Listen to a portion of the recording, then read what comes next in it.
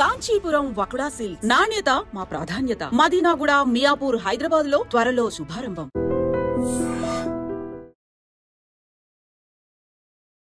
Hi hello నమస్తే, welcome back to iDream media. ఈరోజు మనతో ఉన్నారు మన ఫేవరెట్ ఫైనాన్షియల్ అడ్వైజర్ అయిన రమేష్ పసుపులేటి గారు.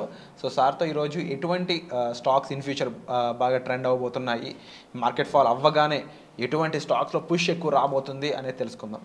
Hi sir. హాయ్ అండి. సార్, యూజువల్లీ మార్కెట్స్ బాగున్నప్పుడు అయితే డెఫినెట్లీ ఈ క్వశ్చన్ అడుగుతారు ఎక్కువ మంది. ఏ స్టాక్స్లో ఇన్వెస్ట్ చేయమంటారు, ఏ సెక్టర్స్లో ఇన్వెస్ట్ చేయమంటారు, ఏ జానర్ ఆఫ్ ఏరియాస్ బాగా పెరగబోతున్నాయని చెప్పేసి. బట్ ఇంకొక విషయం ఏంటంటే, ఇప్పుడు మార్కెట్ ఫాల్లో ఉంది due to certain reasons. But 1-2 మంత్స్లో దీనికి ఒక కొలిక్కి రాబోతుందని చెప్పేసి చెప్తా ఉన్నారు. అయితే మార్కెట్ రైజ్ అవ్వడం మొదలుపెట్టాక ఈ ఫ్యూ సెక్టర్స్ చాలా హైకి వెళ్ళబోతున్నాయని చెప్పేసి వినిపిస్తూ ఉన్నాయి వార్తలు. అవి ఏంటి తెలుసుకోవచ్చా? డెఫినెట్గా అంటే కొన్ని సెక్టార్స్ యాక్చువల్గా బాగా పడ్డాయి. ఏంటంటే ఫస్ట్ ఆఫ్ ఆల్ ఏంటంటే యుఎస్తో రిలేట్ అయిన సెక్టార్స్ బాగా పడినాయి. లైక్ వచ్చేసి ఆటోమొబైల్స్ ఒకటి, ఐటీ సెక్టర్స్ కూడా బాగా పడినాయి. సో టీసీఎస్ లాంటి పెద్ద పెద్ద స్టాక్సే 20-30% పడినాయి. టాటా అంత పెద్ద brand, blue chip company. So మన ఇండియాలోనే టాప్ ఫండమెంటల్ స్టాక్. సో ఇలాంటి స్టాకే మనకి 30-40% పడింది. సో ఇంకా మనకి ఆటోమొబైల్ స్టాక్ చూసుకుంటే సో చాలా స్టాక్స్ అంటే ఇప్పుడు యాక్చువల్గా టాటా మోటార్స్కి సంబంధమే లేదు యూఎస్ తోటి. వాళ్ళు అసలు యూఎస్కి ఎక్స్పోర్టే చేయరు. వాళ్ళు చేసేది చైనాకి, వాళ్ళు చేసేది జపాన్కి. సో ఇలాంటి కంట్రీస్కి ఎక్కువ చేస్తారు. ఇండియాలో వచ్చేసి వాళ్ళది కమర్షియల్ వెహికల్స్ ఎక్కువ ఉన్నాయి. సో కమర్షియల్ వెహికల్స్ మీద వచ్చే ఆదాయమే ఎక్కువ ఉంది వాళ్ళకి.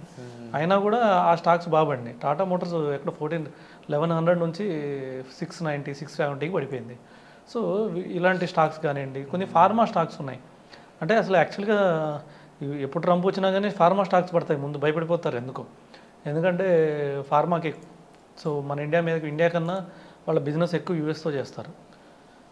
సో వాళ్ళకి ఎక్కువ ఆదాయం యూఎస్ నుంచి వస్తుంది. సో అలాంటి పెద్ద పెద్ద కంపెనీస్ ఉన్నాయి. ఆ పెద్ద పెద్ద కంపెనీస్ మన ఇండియాతో పాటు అక్కడ కూడా ప్లాంట్ పెట్టున్నారు ఫార్మా కంపెనీస్. అయినా కూడా మనకి ఇక్కడ పడితే అక్కడ పడుతుంది. మన ఎన్నో ఇండియన్ కంపెనీస్కి అక్కడ క్యాన్సర్ పేటెంట్స్ ఉన్నాయి, క్యాన్సర్ డ్రగ్ పేటెంట్స్ ఉన్నాయి. సో అంటే అక్కడ క్యాన్సర్ పేషెంట్స్కి వాడేయని మన ఇండియన్ డ్రగ్సే. ఇప్పుడు వీటి మీద ఇంపోర్ట్ ట్యాక్సెస్ పెంచితే ఎవరికి లాస్ అంటే వాళ్ళకే లాస్. అక్కడ పేషెంట్స్కి ఎక్కువ లాస్ అయింది. సో అక్కడ ఇన్ఫ్లేషన్ పెరిగిపోతే వాళ్ళ కాస్ట్ పెరిగిపోతుంది. సో కాస్ట్ పెరిగిపోతే ఆటోమేటిక్గా అక్కడ సో అనుకోకుండా వచ్చే ఎక్స్పెన్సెస్ వాళ్ళు మేనేజ్ చేయలేక డెట్ చేయాల్సి వస్తుంది, లోన్స్కి వెళ్తారు. సో ఆ లోన్స్ ఇంట్రెస్ట్ రేట్స్ పెరిగిపోతాయి. ఆల్రెడీ వాళ్ళ ఇన్ఫ్లేషన్ పెరిగిందంటే డెఫినెట్గా ఇంట్రెస్ట్ రేట్స్ కూడా పెరుగుతాయి. సో వాళ్ళ ఆర్థిక వ్యవస్థే ప్రాబ్లంలో పడుతుంది. సో అందుకని చెప్పేసి నార్మల్గా ఏ టచ్ చేసినా కూడా ఈ టచ్ చేయడానికి లేవు. కొన్ని ఇండస్ట్రీస్ ఉన్నాయి టచ్ చేయడానికి లేవు. అందులో వచ్చేసి ఫార్మా ఒకటి. ఫార్మాని వాళ్ళు ఏం టచ్ చేసినా వాళ్ళకి రివర్స్ ఫైర్ అయ్యి వాళ్ళకే ప్రాబ్లమ్స్లో పడతారు. సో అందుకని చెప్పేసి ఏదైతే కొన్ని ఫార్మా స్టాక్స్ 50% పడిపోయినాయి. చాలా ఫేమస్ స్టాక్స్ ఫార్మాలో 50% పడిపోయినాయి. సో ఆ ఫార్మా స్టాక్స్ కొనుక్కోవచ్చు. సో పెద్ద పెద్ద నేమ్స్ ఉన్నాయి అందులో. సో అక్కడ ప్లాంట్ కూడా ఉన్నాయి వాటికి. సో ఫార్మా స్టాక్ కొనుక్కోవచ్చు. ఇంకోటి వచ్చేసి టెక్, సాఫ్ట్వేర్. మనం వాళ్ళకి ఎంత డిపెండ్ అయినా వాళ్ళు కూడా మన మీద అంతే డిపెండ్ అయినారు. మనం వాళ్ళు ఎక్స్పోర్ట్ చేస్తున్నాం ఓకే, కానీ వాళ్ళకి చీప్ సాఫ్ట్వేర్ ప్రొవైడ్ చేస్తుందంటే అంటే వాళ్ళకి తక్కువ కాస్ట్లో సాఫ్ట్వేర్ సర్వీస్ ప్రొవైడ్ చేస్తున్నారు అంటే ఇండియానే. మన ఇండియా లేకపోతే వాళ్ళకి సాఫ్ట్వేర్ సర్వీసెసే లేవు, వాళ్ళ టెక్నాలజీ లేదు. సో వాళ్ళ పెద్ద పెద్ద సంస్థలు ఎన్విడియా కానివ్వండి, లేకపోతే వాళ్ళ యాపిల్ కానివ్వండి, సో మైక్రోసాఫ్ట్ కానివ్వండి, వాళ్ళకి కావాల్సిన సాఫ్ట్వేర్లన్నీ ఇండియా నుంచే ప్రొడ్యూస్ అవుతుంది. ఎందుకంటే ఇక్కడ తక్కువ లేబర్ కాస్ట్ ఉంది.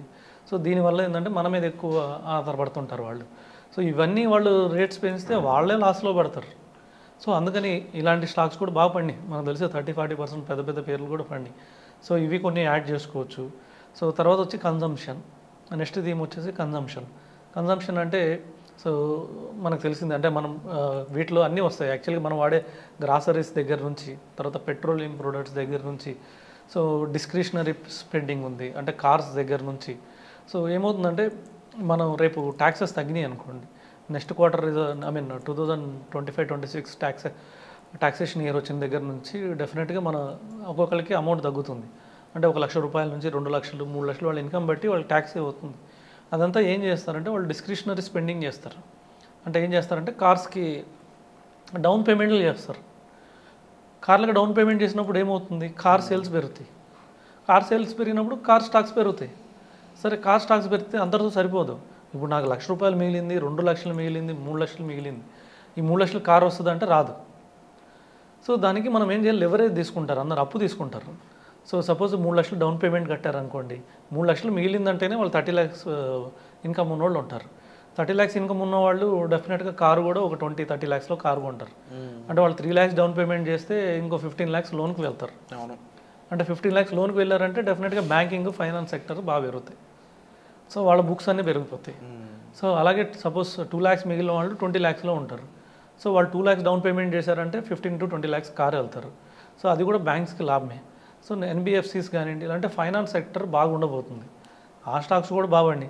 సో అవి కూడా ఇప్పుడున్న టైంలో తీసుకుంటే మాత్రం మంచిదే. కానీ ఇప్పుడే కొనొచ్చా అంటే చెప్పలేము. ఇదే బాటమ్ అనేది ఒకసారి చెక్ చేయాలి. మేబీ ఇక్కడ మనం సపోజ్ ఒక 100 రూపాయలు ఉందనుకోండి, ఇప్పుడు ఒక 20 రూపాయలు కొనాలి. ఇంకొద్ది పడితే ఇంకో 20 కొనొచ్చు, ఇంకా పడితే ఇంకో 20 రూపాయలు కొనొచ్చు. ఎందుకంటే బాటమ్ ఎక్కడ ఉందో తెలియదు ఎవరికి. మేబీ ఇదే బాటమ్ కూడా కావచ్చు.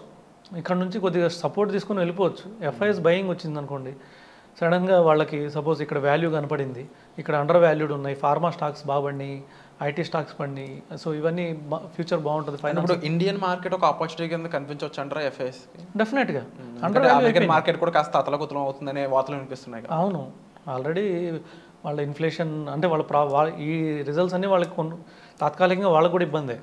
మేబీ లాంగ్ టర్మ్లో మేక్ ఇన్ యూఎస్ రావచ్చు, అని రావచ్చు. కానీ ఇప్పుడు ఇన్ఫ్లేషన్ పెరిగిపోతుంది, అన్నిటికీ ఇంపోర్ట్ ట్యాక్స్లు వేసుకుంటూ పోతే ఇన్ఫ్లేషన్ పెరిగిపోయి సో వాళ్ళ పర్చేసింగ్ పవర్ సరిపోదు, అప్పులు తీసుకోవాల్సి వచ్చింది. ఆల్రెడీ యూఎస్ అప్పుల్లో ఉంది, యూఎస్లో పీపుల్ అందరూ అప్పుల్లోనే ఉన్నారు. సో వాళ్ళ ఆర్థిక వ్యవస్థ కన్నా వాళ్ళు 125% అప్పులు ఎక్కువ ఉన్నాయి. సో ఇది చాలన్నట్టు ఈ కొత్త అప్పులు వచ్చి పడతాయి. సో అందుకని చెప్పేసి ఎఫ్ఐఎస్కి మన ఇండియా అట్రాక్టివ్ కనపడవచ్చు. ఇది ఇప్పుడైతే మనం కరెక్ట్ వాల్యుయేషన్లోకి వచ్చామే. సో మేబీ ఆల్మోస్ట్ ఇంకో 10% దగ్గరలో ఉన్నాం కరెక్ట్ వాల్యుయేషన్స్కి. సో అప్పుడు డెఫినెట్గా రావచ్చు. అందుకని కొంచెం ఇన్వెస్ట్ చేయాలి. కావాలంటే ఇంకొద్దిగా మన దగ్గర ఉన్న 100 రూపీస్లో ఒక 10%, 20% గోల్డ్ కూడా కొనుక్కోవచ్చు. గోల్డ్ కూడా బాగానే ఉండే అవకాశం ఉంది ఫ్యూచర్లో. నియర్ బై గోల్డ్ కూడా బాగుండే అవకాశం ఉంది.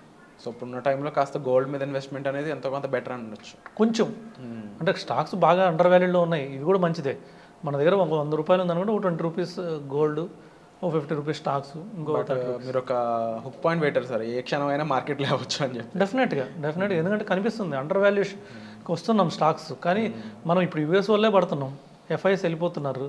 అది ఏదో ఒక రోజు కరెక్ట్ అవుతుంది. సో యూఎస్ కూడా అనుకున్నట్లు చేయలేదు. సో 25% ట్యాక్స్ వేయలేదు. సో అది తెలియగానే డెఫినెట్గా మళ్ళీ మార్కెట్స్ పెరుగుతాయి డెఫినెట్గా. సో వేసి చూడాలంటారు ఏం జరుగుతుందో సార్. డెఫినెట్గా. అండ్ హోప్ఫుల్లీ మీరు ఏమనుకుంటున్నారు మార్కెట్స్ గురించి, సార్ చెప్పిన అనాలిసిస్పై మీ అభిప్రాయం ఏంటో కామెంట్ సెక్షన్లో చాలా క్లియర్గా మెన్షన్ చేయండి. అండ్ మార్కెట్ అనేది ఇంకా ఈ విధంగా ఎంతకాలం ఉంటుందని అడిగిన వాళ్ళకైతే ప్రస్తుతానికి ఒక 1-2 monthsలో అయితే దీన్ని కోలుకునే ఛాన్సెస్ ఉన్నాయని అయితే రమేష్ పసుపులేటి గారు చెప్పడం జరిగింది. ఇక ముఖ్యంగా అమెరికన్ మార్కెట్ కానీ అలాగే గోల్డ్లో ఇన్వెస్ట్ చేయడం కూడా సార్ మెన్షన్ చేయడం జరిగింది. ఇక్కడ సార్ చెప్పిన విషయాలపై మీ అభిప్రాయాన్ని తప్పకుండా కామెంట్ సెక్షన్లో మెన్షన్ చేయండి. అలాగే రమేష్ పసుపులేటి గారి నుంచి ఎటువంటి ఎపిసోడ్స్ మీరు ఎక్స్పెక్ట్ చేస్తున్నారు అనేది కూడా మాకు తెలియజేసినట్లయితే కామెంట్స్ రూపంలో మేము వాటిని మీ ముందుకు తీసుకొచ్చే ప్రయత్నం అయితే చేస్తాం తప్పకుండా. So thank you so much.